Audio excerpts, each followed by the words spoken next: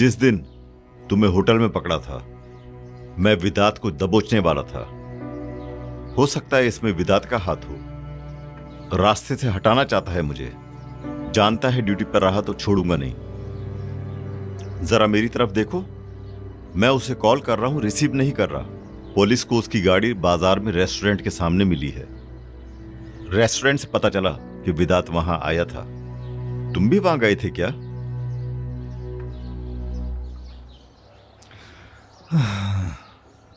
सच सच बताओ मुझे, तुमने कोई गड़बड़ तो नहीं की ना? अरे मैंने सब कुछ बताया तो है तुमको यार। उसने बुलाया जरूर था, लेकिन ना ही कोई आया और ना कोई गया। मैं भी यही सोच रहा था। ठीक है, अब मैं चलता हूं। कॉफी तो पीते जाओ। मुझे कुछ जरूरी काम है, अभी जाना होगा। बाद में मिलूंगा तुमसे। चलो, खुदा हाफिज। अल्लाह तुम्हारी हिफाजत करे। चलो मिलते हैं फिर इंशाल्लाह।